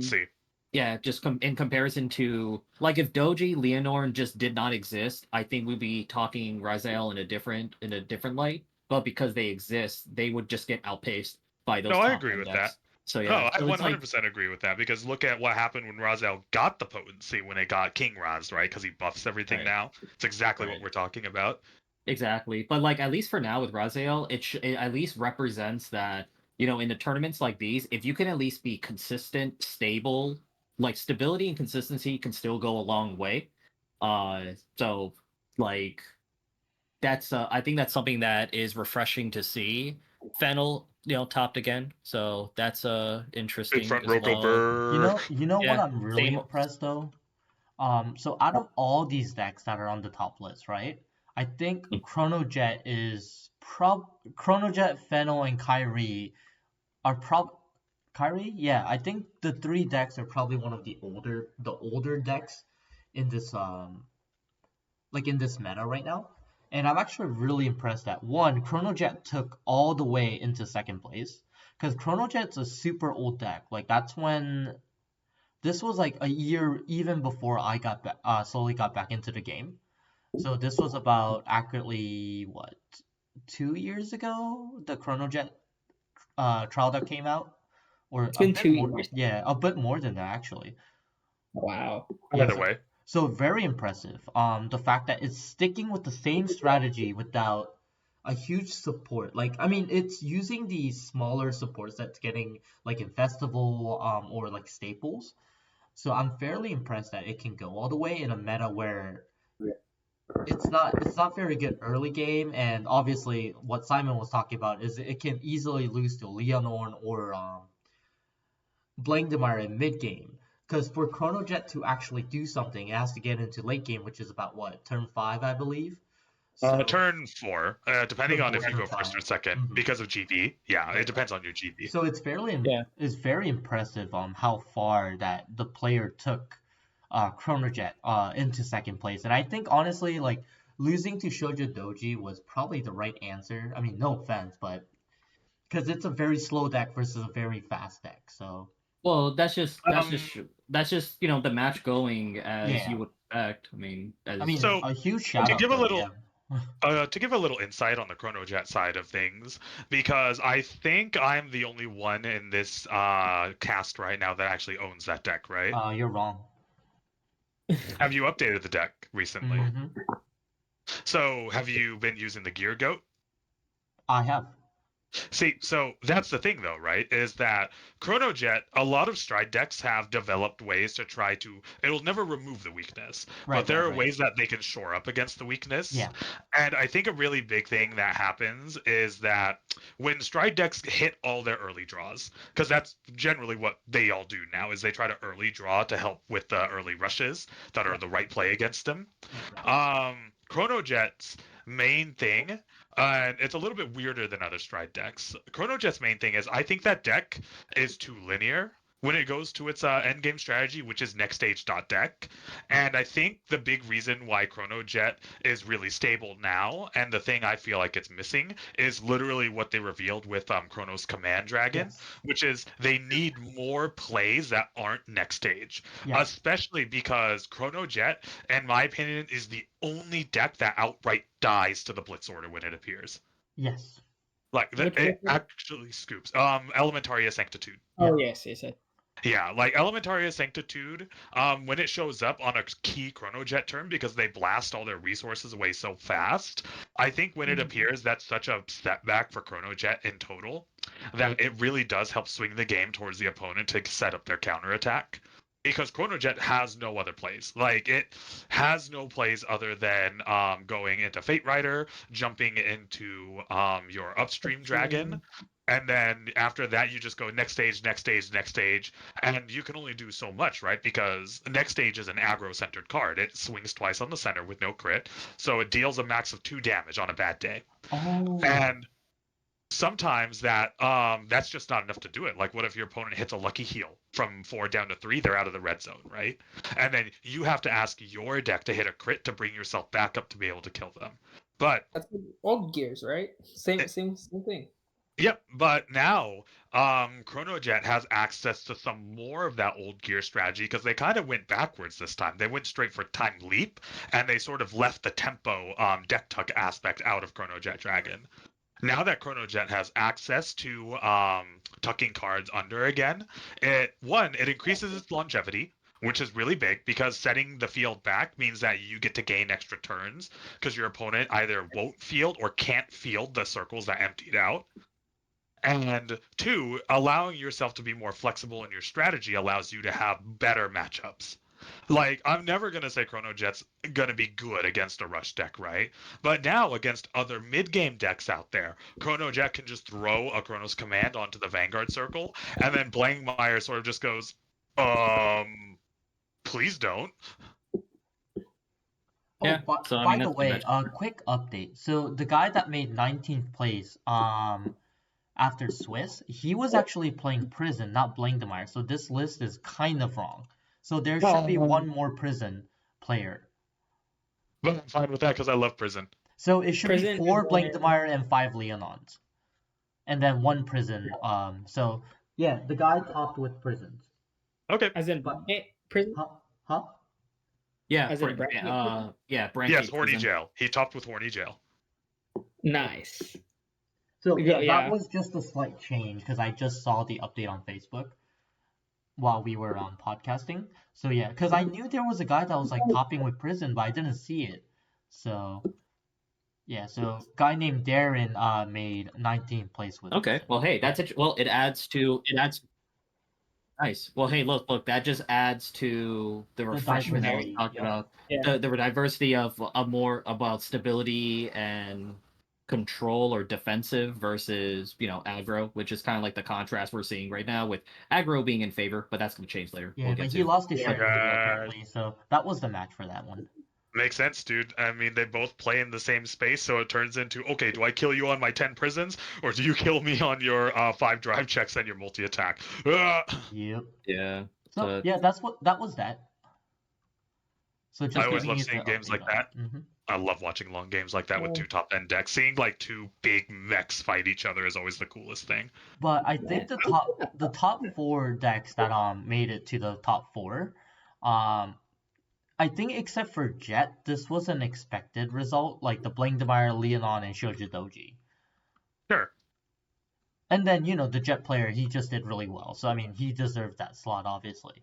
So I think everybody that's on the top deserves it, honestly. You gotta play well to get up there. I get it. But I'm just saying, like, for him surviving against, like, the meta right now, like, because he was the one Jet player, just like the previous regionals, like, when the one Varga guy, like, took it all. It's definitely nice to see. I mean, look, in a best of one, it's just like any type of sport. Like it's just like any type of sport with like a best of one type of layout for their playoffs. Just get in and just let everything play out. March You can only Madness. do so much. Yes, Yeah. you can only do so much before the triggers fall. Just be ready for when the triggers fall. That's how I usually tell people. Yes, like we see it in any type of professional competition that has a best of one. Sean just mentioned March Madness for basketball. They're all best of ones, and we see the top. We see like the top teams lose to the bottom teams, and that happens in Vanguard. So I think just making top 32 is just really great. Course. Winning is the icing on the cake, of course, but I don't think certain decks winning or higher than others. I don't think it invalidates anything we would think. In my opinion. Any other? I mean, I think like looking at the chart, I think like most decks are like expected results. So anything else that catches your eyes on the top list, like other than the one prison deck I mentioned? I was really expecting Aquila Habra, whatever it's called, the Dragon Empire. Yeah. Libra. Yeah, my opinion on that deck is it's 2-piece reliant. It needs to see one grade 2 or its strategy fall under. And I think that's why, because it's like you're saying, Sean, we've seen the deck on turn 3 attacking into a grade 2. That's insane. Like, what deck is allowed to do that, right? But then when you talk to most Aquilibra players and they go, oh yeah, I got lucky. Oh, how did you get lucky? I drew my grade 2. Oh, so what happens if you don't draw your grade 2? I kind of scoop. Oh. Yeah. You got any searching for? No. And I just think that they have a lot of bad matchups. Yeah, go ahead, Sean. Oh no, I was just saying like I thought it was a really good deck and best of one, like it's a trap deck. Yeah. It's a trap deck. It's a trap deck. It looks good on paper. People are very enamored by the divine skill dealing a damage and like, oh, you reverse trigger. I will tell you, man, just kind of like what I say what the anime did to Blankmeyer. The anime did a really good job of making Aqua Libra look better than what it did, even though they literally had the guy throw against Taizo, for it. But anyway, I'm not gonna get to that. But like it looks good on paper and it's great on paper. And yes, if you kind of play out the scenario in your head, the deck at its best, I think can possibly go toe to toe with everyone. But I think the problem is like it just has a lot of awkward matchups. Like it's not it's kind of borderline glass cannon. It's not like it builds defense for itself to deal with Leonor I absolutely Doji. think it is a glass cannon, like Gabe is saying. That deck has no draws. It has no and pluses. and also the control aspect, because I remember playing against it with Blankmeyer and I'm just stripping away their cards piece by piece, and I'm punching back at them just as much, and I'm not sure how well they can damage race. And that grade 2, I can't remember the name, the drag ruler that restands. I mean, even on your Persona ride, I mean, unless you choose to boost with him, but most people don't boost with him. He's just 25k on the first attack. I mean, that's just one card I can just guard with. I'm not even threatened by that. In relation to you as well, Sean, I will say this. Aqua Libra, like we've all been mentioning, on its best day, it's probably one of the best decks, if not the best deck in Vanguard, because holy crap, that thing swings like a 50k column at you twice, and so early, right? But here's the thing. Redundancies. You and I play Leonorn. And then we look at Aqua Libra trying to negotiate with the deck and go, please, like, Master, I need these pieces, man. I just need you to give me these cards, and then we can win. And then it's the fat guy from the fat alien from Star Wars Episode 7 giving out a inkling of bread to Rey. And then you and I are sitting over here with Leonor, and we're like, dude, we farm. We make our own food. Have a plant token. Leonor can just work with any BS they have on the field. That's the key. Yes. That's their redundancy. Yes, that's See, great. I always say, look, as I said, podcast to podcast, the more boring and redundant a deck is, then like if a deck has a really strong strategy and it's redundant and boring as hell, well, it's gonna be really competitive. Sanctuary Guard. Yeah, I remember that crap. Oh, I love that deck. Sean, my brother. Yeah. No, tell me. For your choice. Go ahead. You can finish your thing before I ask you the question. I was telling people the whole weekend, I was like, I will take Vanguard seriously when we get either Alt Mile in Standard or Sangard in Standard. I've got my SP Alt Miles. I'm so ready for that strike deck, brother. You have no idea. The best I'm going to give you is Alden. Screw you. Yeah. Alt Miles worth something. I'll definitely take Vanguard more seriously. We can play Feeders in Premium, and that will be... Make my SP Alt Miles worth something. So, yeah, Sean. Question. So, I know because this is the game of cards, and we all have our personal choices. So, interesting question for you, because it might be the difference in our two decks. Do you play the high roll, the high roll tech like I do? Do you play Decibel to boost the target for Rosarium Fairy? What's Decibel? So Decibel is a order card. It's a set 3. It's a grade 3 order card. Counterblast 1. Draw a card and call a card from your hand. The card you called cannot attack, and it gets power plus 10,000. Ooh, okay. So I don't use it as a booster. Because you use it as a target for Rosarium. I play Mytharic Habitat just to increase my chances of hitting. Yep, that's the other card you would play over Decibel, because Decibel is really, really sacky. So that makes a lot of sense, man. Yep. I always like asking Leonorn players that, because all of our decks are the same, like you were saying, Sean, but then we all have like that 1 to 2 slots that are for tech. And I always like asking people like what they want to tech, because it's a really good inflection on people's personalities. Like a good example, as you probably noticed, like I'm really upfront and loud, so of course I would choose the order that boosts everything to make my guy swing harder. The most obnoxious choice. It's not supposed to work consistently, but god dang it, man, are you gonna be loud about it when it does? Hell yeah. That's a good tech to have, just because like Gabe was saying, the most boring decks, I guess. Yeah. It's not mine, are the good ones. We have 10k shields, we have big numbers. Oh, dude, Yeah, I continue just to love push drama in it, card games, man. I love like yeah. dramatic plays and dramatic events happening in games, like someone hitting a 6 damage heal. It's like, oh, or you. What happened recently, actually, you'll love this. Was I hit a vacuum with Leonorn because my Vivace turn didn't kill them. They stripped my entire hand out to try to pin me, but I had a hidden perfect guard that they didn't track, so I was able to survive off of it and go into a top deck, right? Mm-hmm. I top decked the Decibel. So I was like, the card after this literally cannot be anything but a grade 1 because only one grade 2 in that entire deck boosts. But I was your deck is really thin, so I was starting to run fresh out of targets, right? And so I play the Decibel, counterblast 1, top deck into Diantha, the one that revives a grade 3 or lower. Yes. Call a Diantha, counterblast from that to call a Top Hat Dragon from the drop zone. Oh Lord. And then Rosarium Fairy had a target plus the restand loop on the Top Hat Dragon. And my boy just goes, "Are you freaking kidding me?" I used to I play was top like, again. Why you guys were very excited to talk about your deep police deck. I was kind of comparing the top list of Texas and Georgia. So I mean, I think the amount of Shoja Doji is still the same. That topped. I think there was definitely more Leonon for the Georgia one. Compared to the regionals this time around, and I think there was definitely less Leonon at the ones before because that was set 3 meta, which makes sense.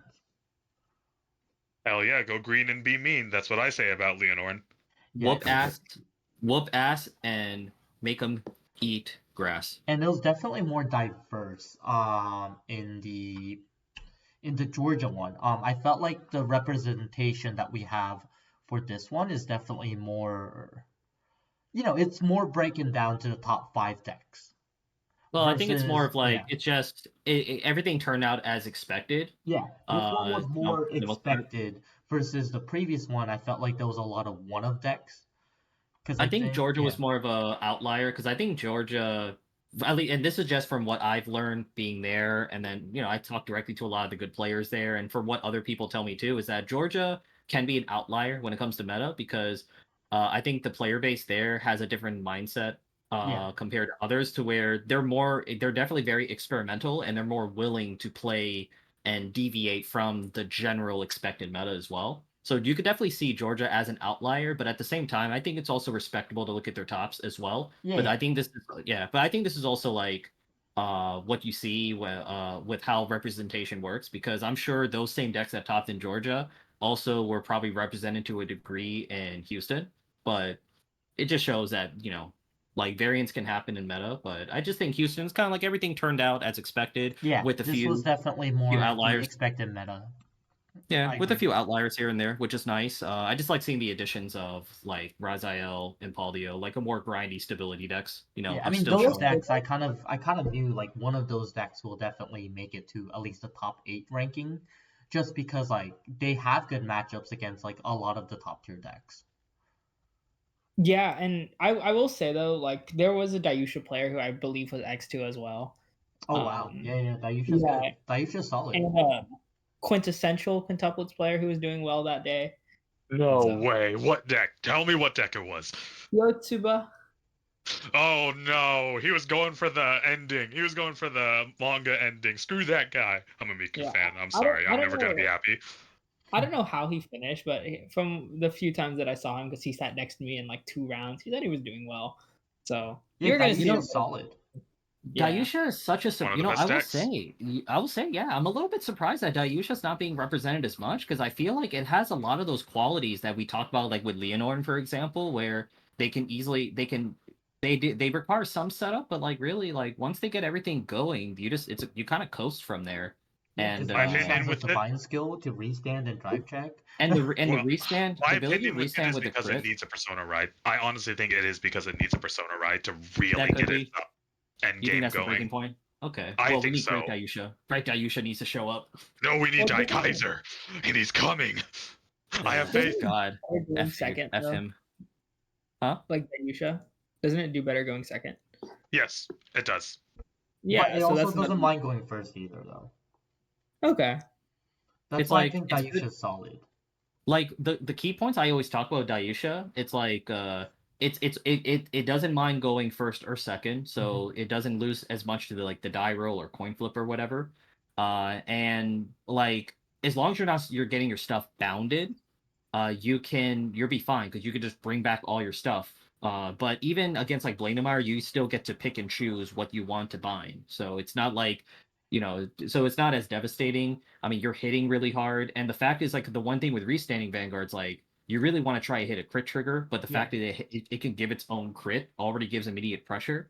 So it is kind of, and it hits respectable numbers. So it's kind of, surprising just that you're not seeing it as highly represented as much. So I don't know. I think as Simon put it, I think it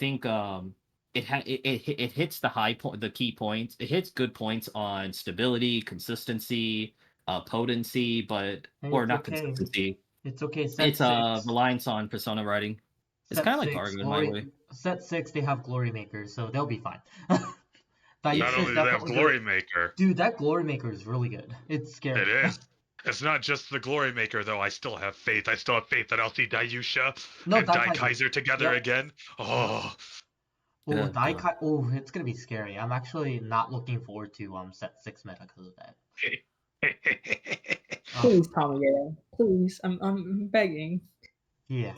But yeah, I mean, I think like we kind of hit up some of the points that we wanted, and we were just saying that the top 32 is basically what we were expecting for set 4 meta. So I think this was the more expected top list. Like number wise. Yeah, the longer I that agree. metas are around, the more they shake out into what we believe the variants may or may not be. So that's about right. I look forward to seeing our pathway into set 5, because set 5 is looking like a great shakeup, and the cards they're revealing out of set 6, I was like, ooh, are we gonna, like, not all of them are good, but are we gonna start seeing glitters pop up again just because of the raw amount of support they can get? Yeah, I'm actually thinking set 6 will definitely be a very interesting topic in probably the next episode is what I'm thinking. I guess like I'm kind of gonna make it a continuous thing from this week is that set 6 is definitely gonna be something I want to talk about because I think until next week we have 2 reveals. One of them being the blood, which is pretty big. Blood! I forgot what they're revealing this coming Thursday, but I think this will be a very good opening segment for next week as a main topic is I want Amon to come back. They brought my girl Doreen back. Give me Amon, damn it. It's okay. You can't play Doreen the Thruster and Dark Irregulars. It's fine. Just throw her into Pale Moon, just like the old days. No, oh god, no. I never touched Pale Moon. I hated Pale Moon before. I don't care about Pale Moon. I don't care about Pale Moon. F Pale Moon. Why are they taking Doreen from me? She doesn't even want to be the circus. She doesn't like the circus.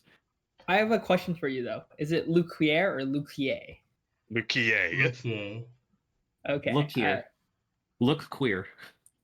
Yeah. Okay. I think this is a good timing to kind of go into the closing of the podcast. Just because we did kind of hit the points that we wanted for Houston regionals. I think this was definitely a nice regionals to see because it was the expected result. I would say let's kind of do our shout outs, like our regular shout outs for locals, players, whatever you want to do. Did you want to start off today? My list is fairly long, so let me go last. All right, I guess I'll start off then. Yeah, you can go, Sean. Go ahead. Yeah, he's the guest. Let him go first.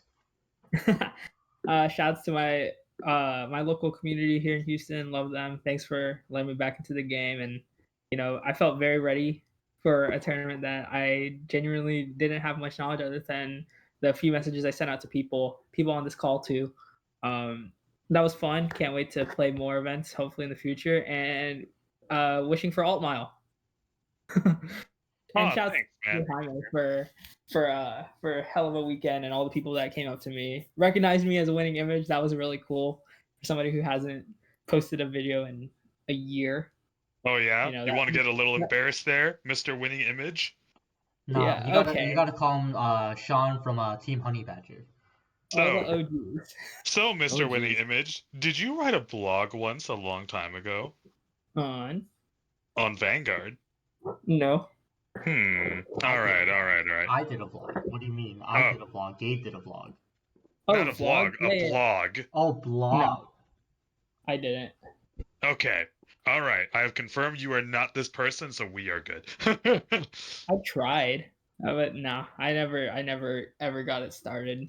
The only blog post I ever did, I released it under Access Vanguard. I think if I even got it up.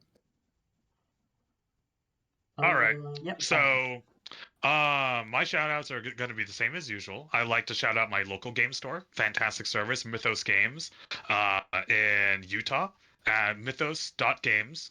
They also ship from their store as well. They have an online store. Go check them out. They'll always take good care of you. And my friend's store, his store is called The Fun Collector at thefuncollector.net. Incredible man. A good man. Always make sure that players are taken care of. He plays games. He owns the shop. He knows what we're all about. And yeah, that's about it. Gabe, go ahead. You can do the local shoutouts if you like.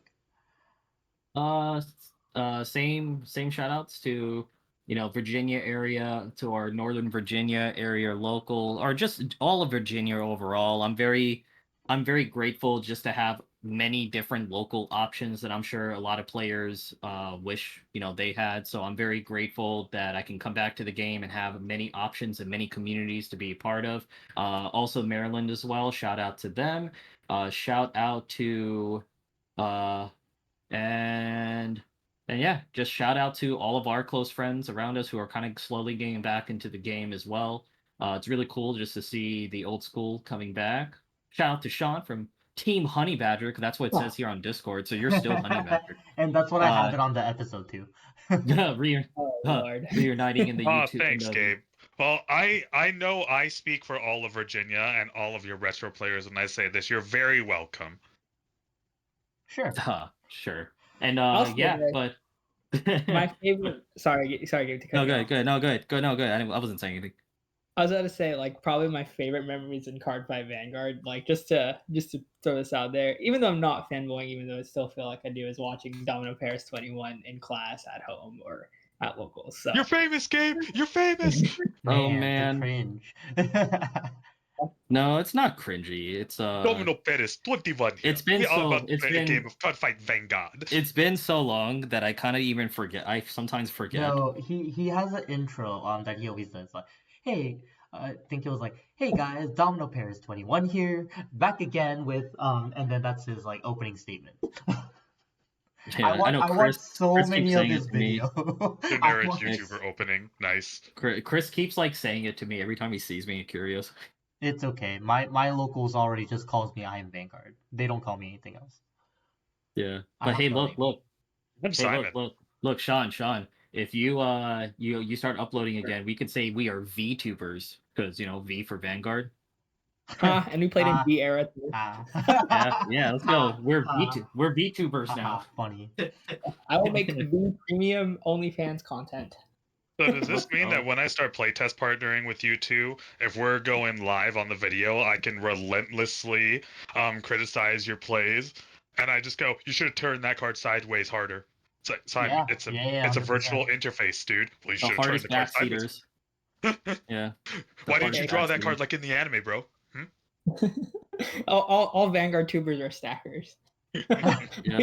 Agreed to a very high agree on that. I play OTT, it's legal. Okay, so I have a huge shout out. Obviously, I do shout out to the players that from our locals that made top 32, because we have 5 players that made top 32 in multiple events. So shout outs to them. And then shout outs to anyone that made the top 32 in any of the events that happened so far. So shout outs to you guys for going that far. I actually did like a little thing on the Facebook and said, hey, if you guys have a YouTube, go ahead and put your YouTube name and I'll give shout outs. So, but to list them all, it's not too long, but it's decently long, but I'll put it down on the descriptions as well. But before I get into that, I do want to give a shout out to Stella that made my homepage, or not my homepage, but my main page that you guys are seeing on the YouTube. So a huge shout out to her. She definitely made this for me when she saw my first podcast, and she's like, "Yeah, you should not use a black background. I will make this for you, and I'll make this for you for a good price." So shout outs to her. Going into the whole shout outs for the other Vanguard tubers. I have Duke Cardfight, Team HAAM. I can't read this, but it's in the description. Team Empire VCG. Devlin, Cassidy, I think he goes by AKA the Scholar, because I've seen his videos before. Lost Legion, CFB, ReonSkyridge, Majestythevanguard, Dragonic Empire, Royalmech Gayming, Deckflare, Shinobi, Yuki, TCG, QueenGambit, Gayming. So that was all the people that commented on the Vanguardians for shoutouts. So Team HAAM is actually from my locals. Oh, really? Okay. Yeah. Cool. Oh, So nice. shout outs to him. Yeah. Congrats, James. Just got married. Congrats for real. That's a big Yeah, step. That's like hitting an OT in Vanguard. He topped in real life. Yeah. Oh, really? He played Shiranui at the regional. Oh, hey, shout outs. Awesome. All right. Anything else you guys wanted to wrap up on the closing? Anything else you wanted to add? For sure. Bring him on back, please. Give me alt mile. I have No. SPs. Actually, Please. I want to see Davis. I want to see the Davis stride deck come out. I think that'll be fun. We're Alright, more end of likely to year. see that. End of year, this podcast needs to have like betting lines for the next Stride deck set. I'll put the bet down right now, dude. I'll put the bet down right now.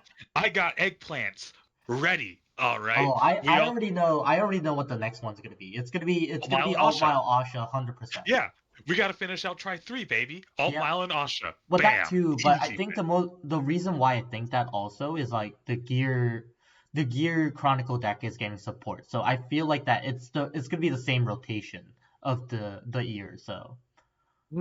Speaking of which, as we close out, since I'm not going to be here next week, my comment I will give on set 6, Bushi Road, incredible decision. Yes. Incredible decision to reprint the Stride Dragons and to reprint the Stride decks in there. Those things are so hard to find now, especially out here in the States. That absolute boss decision. Screw you for making one of the best Arts of Chrono Jet double frame rare. I hate you. And Simon's gonna spend money on it. Don't worry about it. All right, let's go ahead and wrap up. Guys, thanks for listening, and we'll be back with another episode, which we will be talking about set 6. Yay. Yay, bye. Yay.